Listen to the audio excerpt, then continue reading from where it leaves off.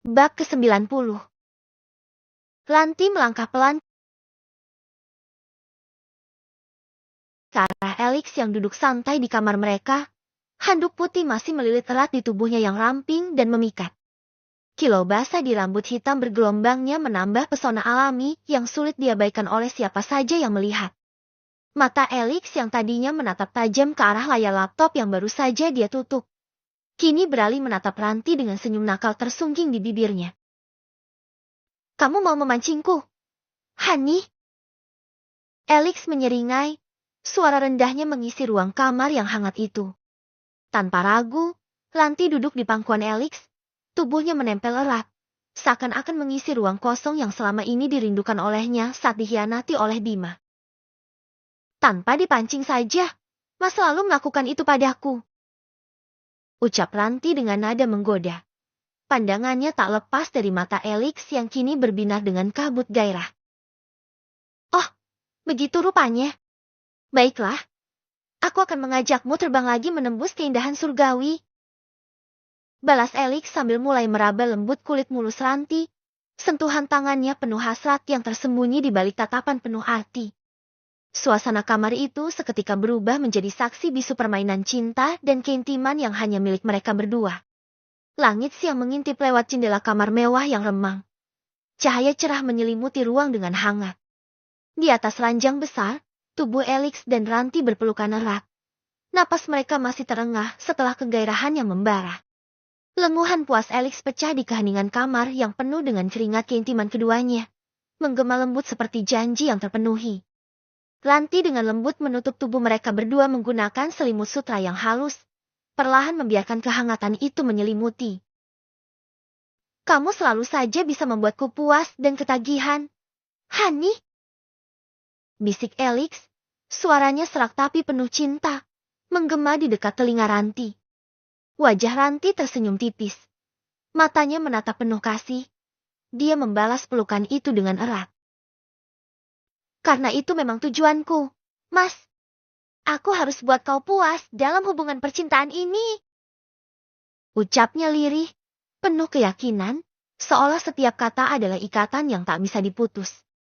Dalam keheningan yang manis, mereka tenggelam dalam perasaan hangat yang menguatkan ikatan di antara mereka. Siang itu menjadi saksi bisu dari cinta yang semakin mendalam di antara keduanya. "Pintar sekarang ya. Harus dong. Aku tak mau lagi suamiku direbut orang." "Has, jangan bilang begitu. Mana ada yang berani melakukan itu jika pintu hatiku sudah terkunci dan kaulah yang telah memegang gemboknya. Di sini hanya ada aku." Ranti mengusap dada suaminya. "Iya, coba dengar debarannya. Namamu yang terngiang kan?" Ranti lalu mendekatkan telinganya ke dada kiri Elix dan sejenak memejamkan mata seakan meresapi. "Mana? Nggak ada tuh." Senyumnya menggoda. "Dengar pakai perasaan Hani," jawab Elix. "Kirain pakai toa masjid, hehe." Canda Ranti, padahal Elix sudah sangat serius. "Mau ku buat menjerit seperti tadi." Suaminya malah dibercandain. Seloroh Elix dengan mimik wajah agak cemberut. Tapi itu hanya godaan pada sang istri. "Kita bangun yuk, Mas," ajak Ranti kemudian. "Kok bangun? Aku masih mau dan belum puas." "Lapah?" Sahut Ranti lalu bangun meski sudah ditahan oleh Elix. Wanita cantik itu lalu meraih handuk yang tadi dia pakai dan kini berada di lantai kamar karena tadi dilempar oleh Elix secara sembarangan. "Mau mandi?" Ranti menoleh. "Ia mandi untuk kesekian kalinya." Sahut Ranti menoleh sebentar lalu melangkah masuk ke kamar mandi. Elix menyeringai lalu dia ikut bangun dengan tubuh polosnya, dia ikut masuk ke dalam kamar mandi. Tak lama terdengar jeritan manja Ranti dari dalam hingga akhirnya berganti dengan suara lenguhan keduanya secara bersamaan. Beberapa saat waktu telah berlalu dan keduanya sudah berada di meja makan menikmati nasi hangat yang diambil dari majikan dinikmati bersama dengan kerupuk ikan serta sambal. Elix terlihat menikmati meski adalah pertama kalinya dia makan makanan seperti itu. "Enak tidak, Mas?" Sebenarnya rasanya agak aneh. Tapi berhubung makannya bersama yang tersayang, jadi semua ini terasa sangat enak dan nikmat. Gombal lagi. Mana ada? Fakta Hani. Boleh tidak aku pergi berbelanja untuk kebutuhan dapur kita? Tidak boleh kalau hanya sendiri. Kamu harus bersamaku. Mas kan harus kerja. Aku bos dan terserah mau ke kantor atau tidak. Ya sudah kita pergi bareng. Kita habiskan makanan ini dulu setelah itu ke supermarket. Aku tak mau di supermarket mas. Terus mau di mana Ranti? Pasar saja. Kenapa harus di pasar? Harganya murah. Selain itu, kita juga membantu pedagang kecil dengan cara yaitu membeli dagangannya.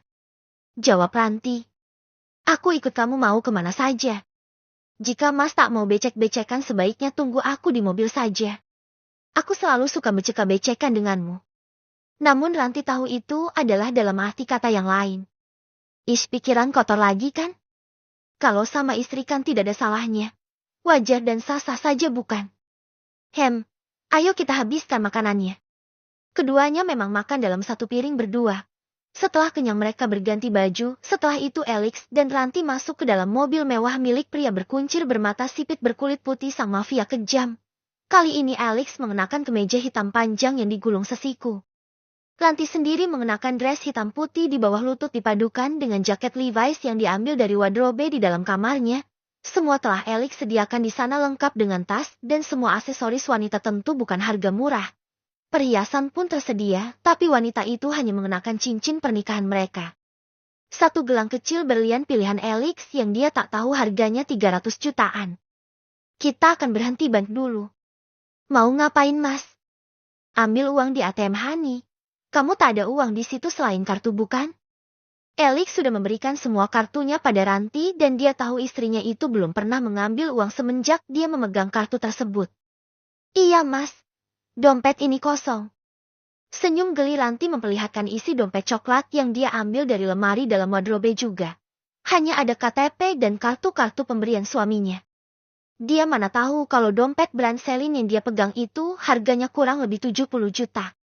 Ya sudah nanti kamu tunggu aku di mobil saja dan aku yang akan masuk di ban. Hanya sebentar kok. Siap mas. Mobil mewah melaju di jalanan kota tanpa pengawalan lalu masuk ke area gedung yang sangat besar. Tunggu sebentar ya.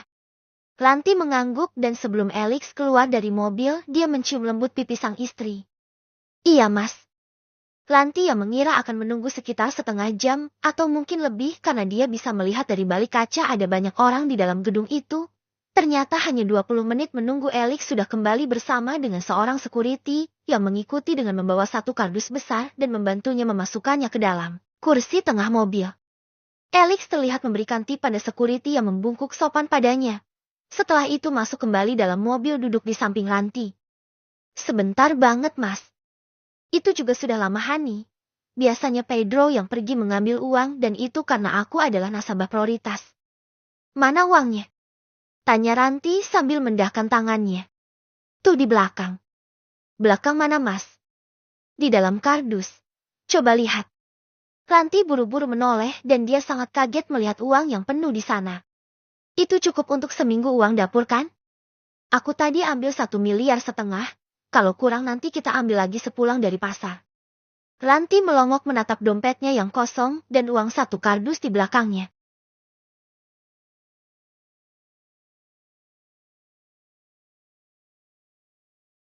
Bab ke-91.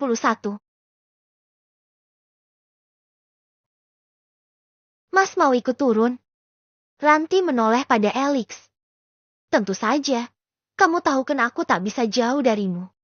Apalagi kau juga belum terlalu pulih dari luka tembak. Alex selalu membuka sabuk pengaman Ranti setelah itu yang juga dikenakannya. Becek loh mas. Tidak masalah. Dia membuka pintu lebih dulu, lalu memutari mobil dan membukanya untuk Ranti.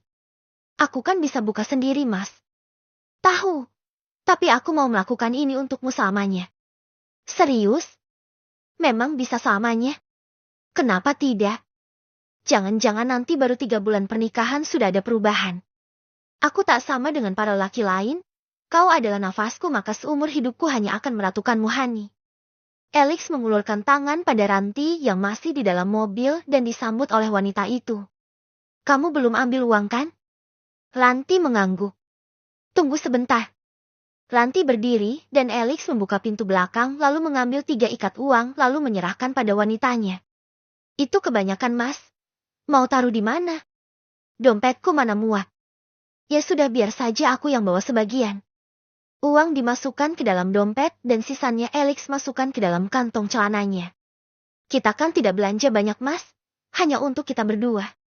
Paling juga habis 100.000. Geleng Ranti yang tak bisa tertutup rapat dompetnya karena dipenuhi uang oleh Alex. Aku tidak mau kamu menawar barang, berapapun harganya langsung bayar. Iya mas, tapi kalau pasar kan harganya murah beda dengan supermarket. Pokoknya kamu beli sayur premium. Ayo mas kita masuk. Dengan bergandengan tangan keduanya masuk ke dalam pasar. Beberapa mata menatap kagum pada pasangan serasi itu. Alex dengan setia mengikuti saat istrinya membeli beberapa macam sayuran dan bumbu dapur. Semua itu sudah pasti dia yang membawanya dan Ranti hanya berbelanja saja. Tinggal beli ikan. Mas tunggu di sini ya. Di sana kotor. Aku ikut kemana kau pergi. Baiklah. Tapi sebelum itu aku mau beli ember dulu untuk menyimpan ikan. Kalau hanya kresek saja tempatnya, mobil mas nanti bau amis. Itu juga mobilmu. Bukannya telah kukatakan apapun milikku adalah punyamu juga. Nyawaku saja kuberikan padamu sebagai mahar. Jadi semua milikku otomatis jadi punyamu juga. Dan juga kenapa kalau bau amis? Bisa diganti mobil yang lain jika mobil itu sudah tak layak. Akhirnya Alex ikut ke tempat pedagang ikan. Pria tampan berkuncir itu jadi pusat perhatian para wanita di sana. Beberapa dari mereka berbisik-bisik dan menatap iri pada Ranti yang setia didampingi oleh sang suami. Wanita cantik itu membeli agak banyak karena akan dia berikan sebagian pada ibunya. Untuk Aisyah tidak karena dia tahu kalau istri dari kakak iparnya itu akan pergi berbelanja sendiri tempo hari sebelum berpisah. Ranti berpesan padanya agar mau melihat orang luar jangan hanya tinggal di rumah saja dan mengandalkan pembantu untuk kebutuhan rumah tangganya. Tak lupa dia beli daging ayam dan juga sapi selain ikan beberapa macam jenis, seafood juga dibeli olehnya. Dan Alex sama sekali tak risih membawa semua itu. Namun saat seorang remaja lelaki yang tak mengenakan alas kaki mendekat dan menawarkan jasa bawa barang pada Alex, Ranti meminta suaminya untuk memberikan sebagian pada remaja itu karena rasa kasihannya. Sudah selesai mas, kita pulang. Mereka pun kembali ke tempat di mana mobilnya diparkir. Anak remaja tadi mengikuti dengan beberapa kresek belanjaan di tangannya. Alex membawa ember berisi ikan dan perdaginan. Kamu tidak sekolah? Tanya Alex menatap remaja itu yang membantunya menyusun barang belanjaan di bagasi mobil. Tidak kak. Sudah lulus. Belum kak. Berhenti karena tak ada biaya. Kelas berapa? Lanjut Alex. Kelas 2 SMP kak, setahun yang lalu. Kok tidak pakai alas kaki? Hehehe, putus sandalnya kak. Orang tuamu mana? Ranti tersenyum mendengar semua pertanyaan Alex pada si remaja. Dia berdiri di dekat pintu mobil. Ibu ada di kontrakan kak. Bapak entah kemana pergi bersama dengan istrinya yang lain. Saya ada adik 4 orang yang duanya sekolah dan duanya masih kecil. Alex terdiam. Dia ikut geram mendengar sosok bapak dari remaja itu. Tahunya hanya buat anak dan tak mau tanggung jawab dengan memberikan nafkah yang layak, malah cari wanita lain. Sudah selesai kak. Anak itu mundur dengan sopan dan tentu menunggu tip dari Alex. Kedua tangannya saling mengait dan menunduk hormat. Apa kamu mau kerja padaku? Ranti terkejut. Dia tahu siapa Alex dan tentu dia tak mau remaja itu dijadikan anak buah mafia oleh suaminya. Mas. Panggilnya tapi Alex hanya membalas dengan tersenyum. Kerja kak? Tapi saya tak punya ijazah selain ijazah SD. Dan juga kalau kerjaannya jauh dari kontrakan saya tak bisa karena harus selalu pulang untuk melihat keadaan adik-adik. Tak perlu pakai ijazah karena kamu akan jadi petugas kebersihan di kantorku. Untuk tempat tinggal akan ditanggung oleh kantor yang tak jauh dari tempat kerjamu nanti. Jadi kamu sekeluarga tak perlu kontrak lagi. Sembako juga ditanggung setiap bulan sampai kau dan adik-adikmu sukses. Satu lagi, kau bisa kembali sekolah. Karena dirimu bertugas bersih-bersih jam 4 sore hingga jam 5:30. Aku akan menggajimu 3 juta rupiah sebulan. Tempat tinggal, sembako, listrik, Air dan biaya sekolahmu akan ditanggung. Bagaimana kau tertarik? Jika ia datang ke alamat ini dan aku tunggu kau besok. Alex memberikan satu kartu yang dia ambil di dompetnya. Izin pada ibumu dan minta pendapatnya. Karena dua ibu itu sangat berarti dan mujarab. Sambung Alex. Remaja lelaki tak bisa berkata-kata. Tangannya sampai gemetar memegang kartu yang Alex sodorkan padanya. Hani, berikan dia upahnya. Alex berkata pada Ranti yang mengangguk. Lalu wanita itu membuka pintu mobil tengah meraih satu ikat uang dan memberikannya pada remaja yang semakin bingung bercampur senang jeti campur aduk bagaikan mimpi. Belilah makanan dan bawa pulang untuk ibu dan adik-adikmu. Beli makanan yang mereka suka dan juga jajanan untuk adik-adikmu juga. Ingat minta izin pada ibumu dan besok datanglah ke kantor suamiku. Lembut suara Ranti ditatap dengan kagum oleh Alex. Mau cari siapa? Seorang wanita hamil membuka pintu kontrakannya dan menatap Zakia dari ujung rambut hingga ujung kakinya. Aku bawa ini. Kebetulan di kamarku banyak dan sudah mulai rusak juga jadi ku bawa kemari siapa tahu kau ingin. Biasakan wanita hamil suka makan yang asam-asam. Kata Zakia dengan ponga sesekali melirik ke dalam berharap pria yang dia incar terlihat dan menunjukkan beberapa biji mangga yang sudah mulai rusak. Wajah wanita itu memerah. Maaf. Aku memang suka buah yang asam, tapi tidak dengan buah yang tak layak makan juga. Lain kali kalau mau memberikan pada orang lain lihat dulu apa masih layak atau tidak. Jangan dibuka pintunya. Apa aku tak dipersilahkan masuk? Aku Zakia dan kamu siapa? Wanita hamil itu semakin ilfil menatap wanita muda di hadapannya yang menurutnya so cantik. Tidak nanya. Dan aku juga tak menerima tamu songong sepertimu. Brak. Zakia terlonjak kaget saat pintu dihempas di hadapannya. Saat akan mengetuk lagi jendela terbuka sedikit dan wanita hamil itu mengeluarkan tangannya sedikit dan di tangannya ada benda yang membuat Zakia lari terbirit-birit kembali ke kamarnya. Sebuah pistol yang dia ambil dari tas ransel suaminya. Bab ke-92. Harus bagaimana caranya agar Akbar mau lagi menerimaku dan rujuk padaku? Aku tak mungkin dikalahkan oleh wanita-wanita jelek dan kampungan itu. Naura melepas cadarnya yang baru saja masuk ke dalam kamar kosannya. Lalu Naura meletakkan kres berisi nasi bungkus yang tadi dibeli karena sudah sangat lapar. Sebelum-sebelumnya dia pasti akan delivery, tapi sekarang dia tak bisa lagi melakukan itu karena keuangannya yang semakin menipis dan terpaksa harus membeli makanan yang menurutnya murah dan dijual di pinggir jalan. Semua ini karena dua wanita sialan itu. Kenapa sih aku harus berhubungan dengan mereka? Semua ini berawal dari Ranti hingga semua jadi berantakan. Belum lagi, aku harus memakai pakaian gerah itu bepergian karena takut tertangkap. Andai Ranti tak ada aku pasti bisa memiliki Alex dan juga Akbar. Benar-benar pengganggu sekali Ranti sialan itu dalam hidupku. Naura segera duduk dan meraih kresek itu. Aku terpaksa makan ini dulu. Nasi putih yang dicampur dengan sedikit sayur pepaya, tempe orek, ayam goreng secuil, mie goreng dan juga sambal serta kerupuk beberapa biji. Karena sudah sangat lapar Naura memakannya dengan sangat lahap. Di saat keuangannya banyak mana pernah dia makan makanan seperti itu. Selalu dan selalu hanya pesan dari restoran mahal atau dia sendiri yang kesana dengan mobil rental yang pasti tak berani lagi dia gadaikan karena wanita itu tahu kalau Polosi sudah mencarinya kemana-mana. Dia telah jadi buronan. Berselang sekian menit nasi campur itu ludes. Naura berdiri menuju lemari es yang ada di sudut ruangan dan lagi-lagi dia menggerutu kesal saat melihat di sana tak ada lagi minuman dingin kalengan dan botolan mahal yang biasa dia minum jika sudah makan. Mana mau Naura minum air putih, biasa jika bukan air mineral mahal. Hidupku benar-benar menyedihkan. Bahkan sekarang lemari es pun kosong. Jika aku pergi berbelanja pasti akan habis sekian juta lagi, sedangkan sekarang aku harus mulai irit agar tak kehabisan dan punya uang untuk bayar kosan ini. Tidak mungkin aku tinggal di kamar murah. Dengan sangat terpaksa akhirnya Naura minum air putih mineral biasa yang selama ini hanya digunakan untuk sikat gigi saja. Baru saja berapa tengguk terdengar ketukan di pintu kamarnya. Siapa itu? Wajahnya seketika pucat pias. Karena selama ini tak pernah ada yang mengetuk pintu kamarnya selama tinggal di sana. Pikirannya mulai mengarah ke hal yang membuat jantungnya berdebar kencang. Kembali ketukan terdengar dan kali ini lebih keras dan sering. Buru-buru wanita itu memakai gamisnya dan mengambil cadar yang tadi dia lempar ke lantai. Ya, sebentar. Bahkan suaranya pun Naura ubah sedikit dengan agak keras karena tak mau ketahuan. Dengan tangan gemetar dan sedikit berkeringat wanita itu membuka pintu agak ragu. Dan begitu pintu terbuka seorang pria berdiri di depannya tersenyum lebar. Ya maaf, ada apa ya? Tanya Naura masih dengan perasaan was-was. Hehehe, maaf Uhti jika ketukan saya mengganggu ketenangannya. Tidak kok. Apa ada yang bisa saya bantu?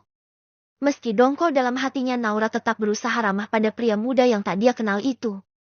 Iya Uhti, saya ada sedikit perlu dan sekiranya tidak ganggu. Boleh, kita bicara di situ saja ya. Naura menunjuk kursi yang ada di depan kamar kosannya. Tak mungkin dia mengizinkan pria itu masuk sedangkan di dalam kamarnya ada banyak baju-baju kurang bahannya yang berserakan. Boleh. Keduanya pun duduk di kursi dan pria itu menatap Naura dengan kagum. Apa yang bisa saya bantu? Begini, di kantor saya mau mengadakan pengajian dan bos saya minta untuk dicarikan pendakwah wanita, sekaligus juga untuk mengaji di sana. Dan saya rasa Ukti yang paling cocok.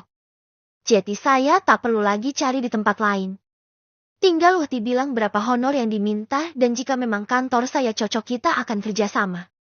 Hah? Naji? Aku saja tidak terlalu lancar ngajinya dan dakwah. Tapi, akan dibayar. Baik, akan kupasang harga tinggi jika memang dia mau, maka akan kuusahakan untuk belajar dakwah. Kalau untuk ngajinya aku tak mungkin lip sync karena sudah pasti akan ketahuan. Monolog Naura dalam hatinya tak langsung menjawab pertanyaan pria muda tersebut. Bagaimana Uti? Kalau untuk dakwah akan kuusahakan karena akhir-akhir ini jadwalku sangat padat. Tapi kapan acaranya? 3 hari lagi Uhti. Sepertinya aku ada waktu sedikit. Tapi untuk mengaji sepertinya aku tak bisa karena hari ini aku baru saja datang bulan pagi ini, dan biasanya seminggu baru bersih. Aku tak bisa memintu ayat suci jika sedang datang bulan. Bahkan untuk menghafalnya saja aku tak mau. Takut dosa, meski ada hadis yang lain mengatakan jika itu tak apa-apa, tapi aku tetap tak mau. Semoga bisa dimengerti. Mendengar kata sibuk, pria muda itu semakin percaya kalau Naura sangat paham agama. Tapi untuk dakwah apa Uhti bisa? Bisa, jika harganya cocok. Pria itu terlihat senang. Katakan berapa itu Uhti? 15 juta. Sebenarnya aku ada acara di rumah wakil gubernur hari itu. Tapi karena yang datang meminta adalah kau, tetanggaku sendiri, jadi akan kuluangkan waktu sebentar. Sepakat, kantor akan membayar segitu. Naura bersorak dalam hatinya, tanpa tahu jika nanti di sana dia akan bertemu dengan orang-orang yang telah dia tipu. Mas, panggil Ranti pada Elix yang memangkunya tak mau lepas seperti lem. Ada apa? Aku boleh mengunjungi seseorang? Siapa? Apa di kampungmu yang dulu? Bukan. Tapi sebuah keluarga yang dulu pernah menolongku saat aku pergi dari rumah Bima untuk pertama kalinya. Ranti ingat dengan pertolongan Ihsan dan Leile. Pasangan suami istri yang sangat baik padanya dan memberinya tumpangan pada malam dia pergi dari rumah Umi Tika. Apa di kota ini juga? Iya mas. Apa kau mengizinkan? Tentu saja. Tapi perginya harus bersamaku. Boleh aku berikan mereka sesuatu? Karena mereka adalah keluarga yang kekurangan. Tapi kesabaran mereka luar biasa meski hidup pas-pasan dengan anak lelaki 3 orang. Kenapa harus izin kalau masalah begitu? Bukannya semua yang kumiliki adalah punyamu juga. Uang juga boleh. Apapun itu asalkan bukan dirimu saja. Hehehe. Elix terkekeh sambil memecet sayang hidung istrinya. Kalau kita pergi sekarang, apa mas mau mengantarku? Kenapa tidak? Ya sudah, kita berangkat sekarang. Tapi aku mau belanja sesuatu dulu untuk anak-anak mereka. Iya, sana ganti baju. Aku mau ngasih mereka uang 10 juta untuk modal ya mas. Kata Ranti dengan agak segan. Sedikit sekali, mereka itu sudah menolong istriku dan aku yang akan berikan 3 miliar untuk keluarga itu tentu dalam bentuk kartu saja karena tak bisa lagi ke bank sekarang. Cukupkan 3 miliar Hani.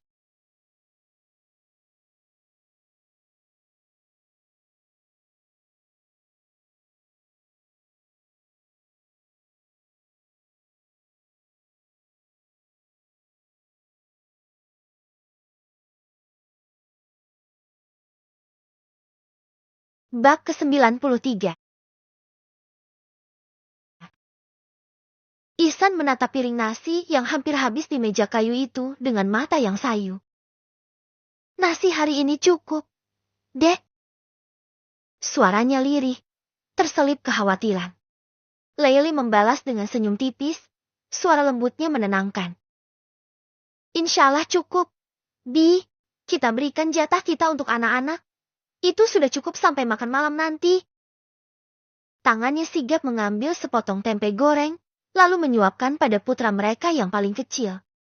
Ihsan menghela napas panjang. Tubuhnya sedikit membungkuk saat mengenang kejadian sebulan lalu.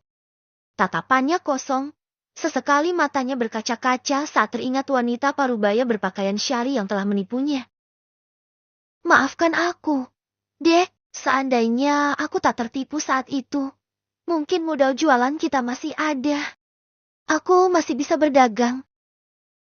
Katanya dengan suara patah, kepala tertunduk dalam-dalam, menutupi wajah yang mulai memerah karena malu dan kecewa. Uang hasil jeti buru bangunan telah Lele kumpulkan sedikit demi sedikit bersama dengan gaji sebagai penjaga masjid sekian tahun lamanya untuk dijadikan modal berdagang buah di pinggir jalan raya. Hingga hari itu saat semua buah telah habis dan dia bermaksud untuk membeli dagangan lagi. Ihsan didatangi seorang wanita parubaya yang katanya numpang berteduh karena di saat itu memang sedang turun gerimis.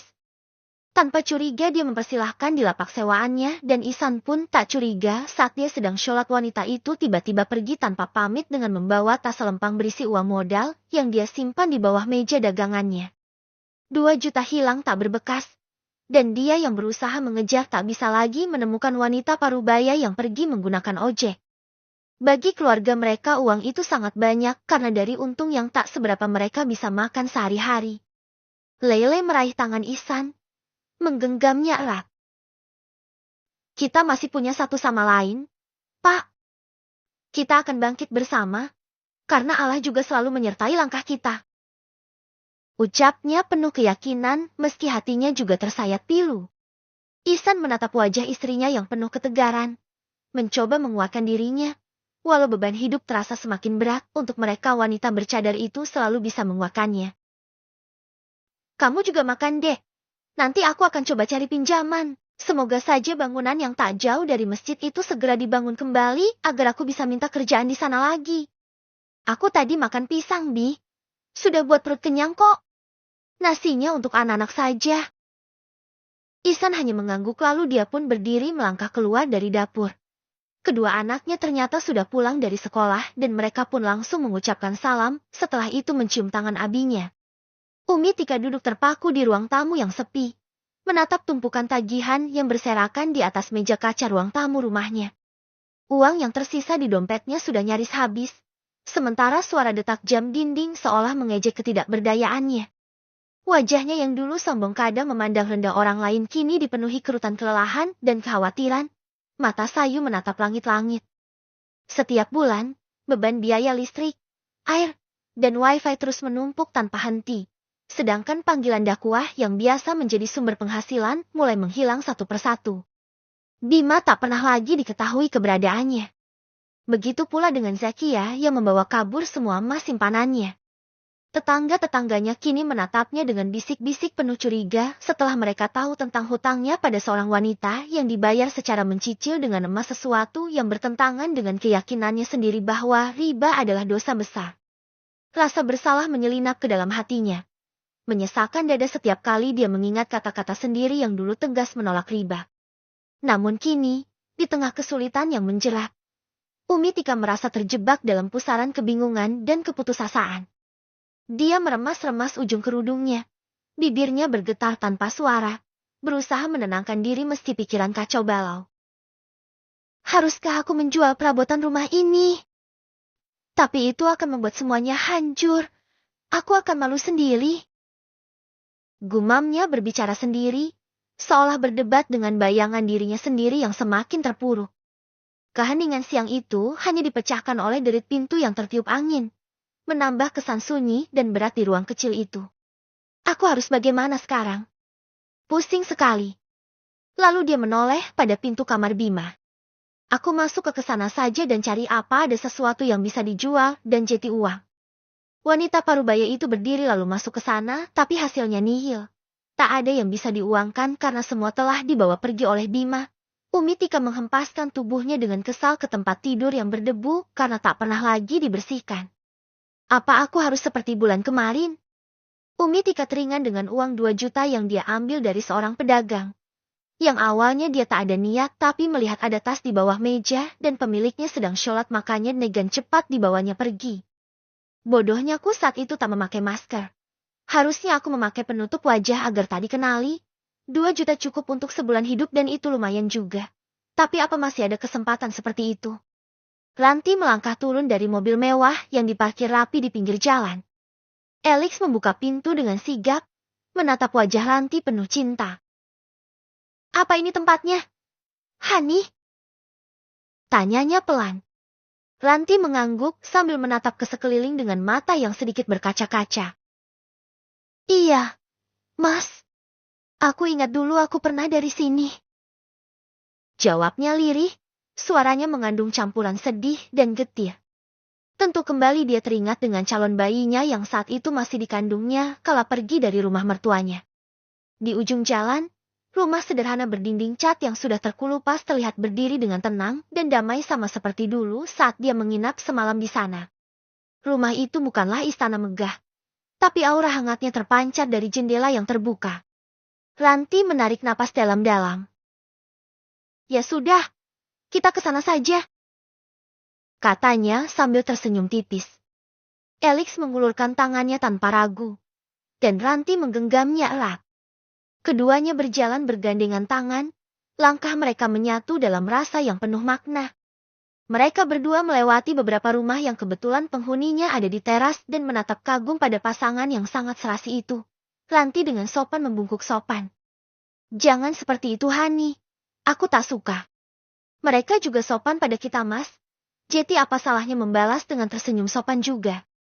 Kamu itu istri Alex, harusnya dihormati. Tidak seperti itu Mas, jika mau dihargai kita juga harus menghargai dan menghormati orang lain, tak peduli siapapun itu, muda ataupun tua, kaya ataupun miskin. Keduanya sudah berada di depan rumah yang didatangi. Sepi, apa tak ada orang?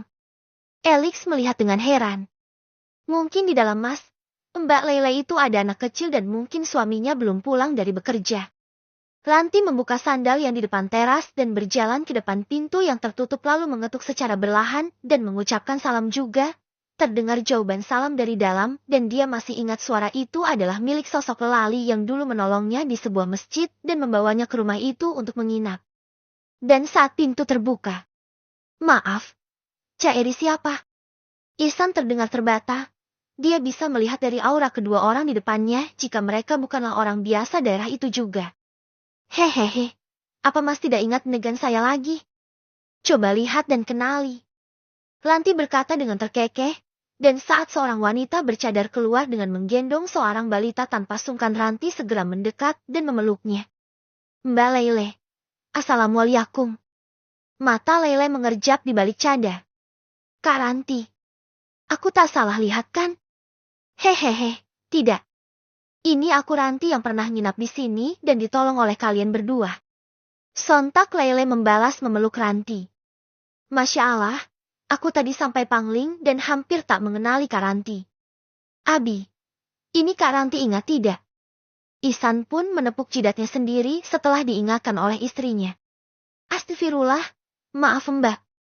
Saya tidak kenal karena melihat Mbak sedikit berubah. Tidak mengapa Mas. Oh iya. Ini suamiku, Mas Alex. Saat Alex mengulurkan tangan pada Lele dan dengan cepat Ranti memegang tangan suami Mia karena tahu wanita bercadar itu tak akan mau berjabatan tangan dengan lelaki yang bukan mahramnya. Tiba-tiba dari dalam anak lelaki Ihsan dan Lele yang paling besar keluar dan berkata, Umi, adik masih mau makan tapi nasi di panci sudah habis. Maaf aku yang habiskan karena lapar sekali. Tadinya mau masak tapi beras habis. Ranti bisa melihat raut pias dari Ihsan dan Lele. Tak usah masak, kita makan di laur sekarang. Ayo panggil adiknya di dalam dan kunci rumahnya. Kita akan ke restoran terdekat. Ujar Alex dengan cepat dan tersenyum pada mereka semua. Bab ke-94. Ayo Mbak. Ranti menarik pelan lengan Leile yang seperti segan masuk ke dalam mobilnya Alex. Sepertinya tidak muat, Kak. Biar saya tunggu saja di rumah, ujar Leile. Mana bisa begitu? Ada apa, Hani? Alex mendekati istrinya. Ini, Mas. Mbak Leile tak mau ikut karena katanya bangku mobilnya tidak muat. Alex memang ke tempat itu menggunakan mobil sport yang tentu hanya ada baris kursi. Ya sudah, tunggu sebentar. Pria itu mengambil ponselnya lalu menelpon dengan bahasa yang ranti dan semuanya tak mengerti. Kita tunggu 5 menit. Ucapnya lalu menoleh pada Ihsan yang sepertinya masih tak percaya dengan kedatangan Ranti di kediamannya. Dia dan istrinya juga tak bertanya tentang kehamilan Ranti yang dulu mereka tahu karena yakin jika pria yang bersamanya sekarang bukan pria yang dulu menyakitinya dan membuatnya luntang-lantung di jalanan. Boleh aku tahu kamu kerja di mana? Suara berat Alex bertanya pada pria yang menggedong putra bungsunya. Ihsan pun memberitahu jika dia dulunya adalah buruh bangunan tapi untuk sekarang pekerjaan itu belum ada lagi dan dia berdagang buah namun berhenti terpaksa karena uang modalnya diambil oleh seseorang yang berteduh di lapaknya. Serius, Mbak? Kalian sekarang sudah tak ada penghasilan? Ranti menatap Leile mendengar jawaban Ihsan pada suaminya. Iya, Kak. Yaitu sudah jalan dari Allah dan kami hanya bisa pasrah karena wanita yang menipu abinya anak-anak juga tak bisa kami temukan. Mau dilaporkan juga tidak mungkin karena semua itu juga butuh biaya. Mending uangnya untuk biaya sehari-hari saja. 4 menit kurang sedikit. Sebuah mobil Lexus LM 500 jam warna hitam metalik seharga 3 miliar lebih berhenti tepat di depan rumah Ihsan. Dan dari sana Pedro keluar, lalu membungkuk hormat pada Alex yang mengangguk padanya. Bawa mobil ini pulang. Siap, Tuan. Pedro masuk ke mobil Alex yang tadinya dipakai datang bersama dengan Ranti. Nah sekarang mobilnya sudah besar kan? Ayo masuk dan kita ke restoran terdekat. Alex selalu membuka pintu mobil di bagian tengah mempersilahkan Ihsan sekeluarga untuk masuk. Hal yang tak pernah dia lakukan tapi demi sang istri yang dulu pernah ditolong oleh pasangan pasutri tersebut Alex tak segan untuk melakukannya. Silakan, Mbak. Mbak dan juga kalian anak-anak. Senyum wanita cantik itu. Di dalam mobil mewah Ihsan dan Leile berucap kagum dalam hati masing-masing. Apalagi dua putra mereka yang sudah besar tak pernah berhenti berbicara. Apa kalian juga mau mobil seperti ini? Alex bertanya dari depan karena dia sendiri yang menyetir di sampingnya ada Ranti. Mau, Om? Nanti kalau kami sudah besar akan belikan mobil seperti ini untuk Umi dan Abi. Jawab anak sulung Ihsan. Sekolah yang rajin. Cepatlah besar agar bisa bekerja di perusahaanku dan cita-cita kalian akan terwujud. Amin. Pria muda itu menatap Naura dengan mata penuh pertanyaan. Suaranya terdengar tegas namun ada nada ragu. Sudah siap, Ukti? Naura mengangguk pelan sambil menarik sedikit cadar tipis yang menutupi wajahnya. Memastikan tak ada satu helai pun yang terlihat mencurigakan. Di balik lapisan kain itu, matanya yang tajam menyembunyikan gelombang kecemasan dan ketegangan yang menggerogoti. Iya. Jawabnya singkat. Suaranya rendah tapi penuh keyakinan palsu. Dia tahu, cadar itu bukan hanya pelindung dari pandangan orang lain, melainkan tameng terakhirnya dari bayang-bayang polisi yang terus mengintai kasus penggelapan mobil rental yang selama ini dia sembunyikan. Sementara pria muda itu menunggu, Naura menundukkan kepala sejenak. Pikirannya berputar cepat mencari celah dan kata-kata yang akan dia ucapkan saat berceramah di depan karyawan perusahaan. Sebuah peran yang harus dia mainkan dengan sempurna, demi menutupi jejak gelapnya. Jantungnya berdegup kencang, tangan yang terangkat untuk membagikan materi ceramah sedikit bergetar. Tapi dia berusaha keras menampilkan sosok wanita tegar dan berwibawa. Di dalam hati, dia berjanji akan bertahan hingga ujung permainan ini berakhir. Meskipun risiko tertangkap semakin mengerikan di depan matanya. Kita akan naik mobil kantor saya. Silahkan Uti tunggu di sana. Naura mengangguk lalu mengikuti pria itu dan menunggu saat pergi mengambil mobil di lahan parkir kontrakan. Pintu tengah mobil dibuka, Naura segera masuk dan duduk dengan tegang. Aku yakin bisa. Apa sih yang tak bisa Naura lakukan? Gumamnya dalam hati. 30 menit kemudian mobil berhenti di depan sebuah bangunan yang sudah banyak orang. Silahkan Uti. Naura bergegas turun tapi langkah kakinya sontak berhenti saat dia melihat ada beberapa orang yang dia kenal. pemilik dari mobil yang telah dia gelapkan beberapa bulan yang lalu. Sial. Kok mereka bisa ada di tempat ini juga? Karena tak mau ketahuan dan dicurigai, Naura kembali berjalan mengikuti pria muda tadi dengan kedua telapak tangan yang ditaruh di depan mengikuti apa yang biasanya para ustazah lakukan. Tunggu! Seorang wanita menghentikan langkah kaki Naura. Iya, Bu. Ada apa? Beliau ini adalah yang akan memberi. Aku seperti kenal tatapan matanya. Tapi tidak mungkin karena yang ku kenal itu adalah seorang penipu. Wanita culas yang bernama Naura dan sekarang jadi buronan karena telah menggelapkan mobilku dengan menggadaikan ke orang lain serta merugikan juga beberapa usaha rental yang lain karena kejahatannya. Kata wanita yang tadi menghentikan Naura pada pria muda yang bersama dengan wanita bercadar abal-abal tersebut. Hah?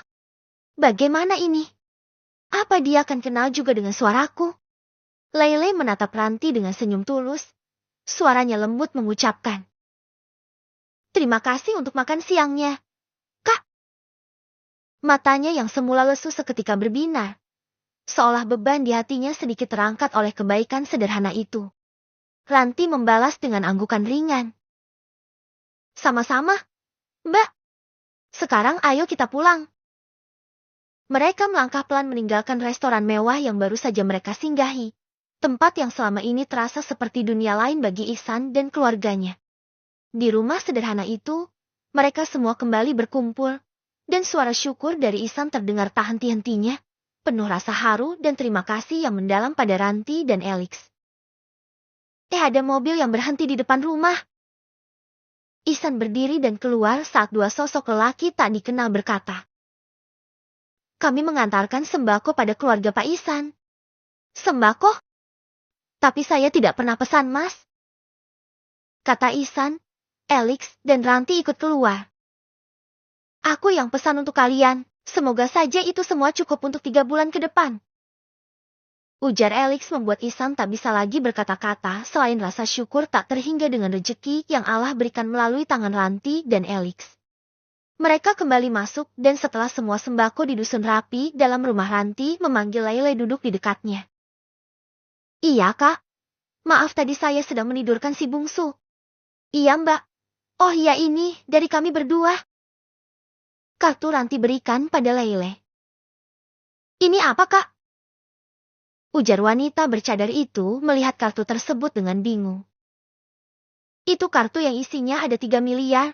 Sebagai ucapan terima kasih karena kalian sekeluarga telah pernah menolong istriku di masa lalu.